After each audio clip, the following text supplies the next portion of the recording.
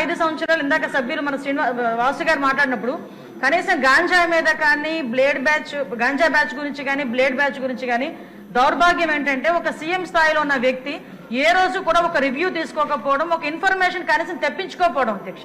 దీని పర్యవసానం ఏదంటే 5 సంవత్సరాలు దీన్ని క్యారీ ఫార్వర్డ్ చేసుకొని ఈ రోజు ఇంతవరకు రావడం జరిగింది అధ్యక్ష.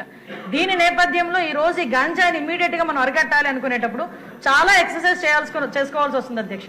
సిస్టమ్ ని కూడా మనం మళ్ళా రిపేర్ చేసుకోవాల్సిన పరిస్థితి ఏర్పడింది అధ్యక్ష.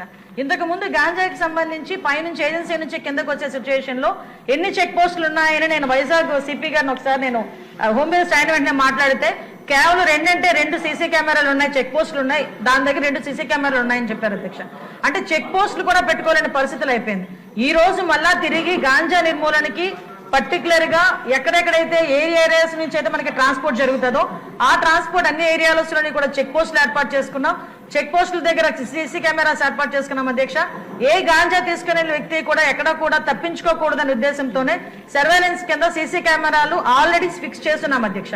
దీని నేపథ్యంలోనే మనం అర్థం చేసుకుంటే అధ్యక్ష, ఈ 5 నెలల కాలంలో మనం వచ్చిన ఎన్డీఏ గవర్నమెంట్ వచ్చిన 5 నెలల కాలంలోనే సుమారుగా 25,000 కేజీల గాంజాని ఈ రోజు పట్టుకొని గవర్నమెంట్ స్వాధీనం చేసుకునే పరిస్థితి, పోలీస్ డిపార్ట్మెంట్ వాళ్ళు పట్టుకుని స్వాధీనం చేసుకునే పరిస్థితి కనిపించింది అధ్యక్ష.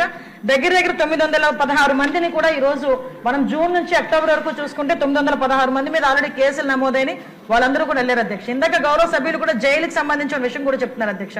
ఇంతకు ముందు ఏం జరిగిందన్న దాని గురించి ఈ రోజు నేను చెప్పక్కర్లేదు, మీరు చెప్పక్కర్లేదు, ప్రపంచం అంతా కూడా తెలుసు. కానీ ఈ రోజు మేము వచ్చిన తర్వాత మా నిఘా యంత్రాలు ఎంత క్లియర్ గా పనిచేస్తున్నాయంటే ఎప్పుడు నుంచి జరుగుతుందో అర్థం కాదు. రాజమండ్రిలోని ఒక ఫార్మసిస్ట్ ఒక జైల్లో ఉన్న వ్యక్తికి గాంజా తీసుకెళ్లే పరిస్థితి నిన్న మొన్న కనిపిస్తే ఇమీడియట్ గా దాన్ని మా నిఘా యంత్రాలన్నీ కూడా పట్టుకొని అతన్ని కూడా అరెస్ట్ చేసి జైలుకు పంపించిన పరిస్థితి.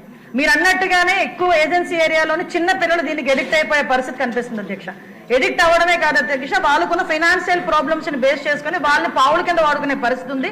కాబట్టి గాంజా బ్యాచ్ల్లోని గాంజాలు సరఫరా చేసేవారు కానీ గాంజా తీసుకునే వాళ్ళకి కూడా అధ్యక్ష ఈ రోజు ఏదో తీసుకొచ్చాము, జైల్లో పెట్టేసాము, వాళ్ళకి రిమాండ్ తీసేసాము, తర్వాత బెయిల్ బయటకు వచ్చి వాళ్ళు అలా చేసే కన్నా వీళ్ళు చేసిన వెంటనే వీళ్ళ మీద పీడియాక్ట్ పెట్టడమే కాదు అధ్యక్ష, వీళ్ళ ఆస్తులు కూడా జప్తు చేయడానికి వీలైతే వాళ్ళకి ఆస్తి ఏమీ లేకపోతే వాళ్ళ దగ్గర ఉన్న ఆధార్ కార్డులు కానీ వాళ్ళ దగ్గర ఉన్న రేషన్ కార్డ్స్ కానీ అలాంటివి కూడా సీజ్ చేసే పరిస్థితి కూడా రప్పించాలి అని గౌరవ ముఖ్యమంత్రి గారు కూడా మాకు ఆదేశాలు ఇవ్వడం జరిగింది అధ్యక్ష. దాని మీద కూడా ముందుకెళ్తున్నాం.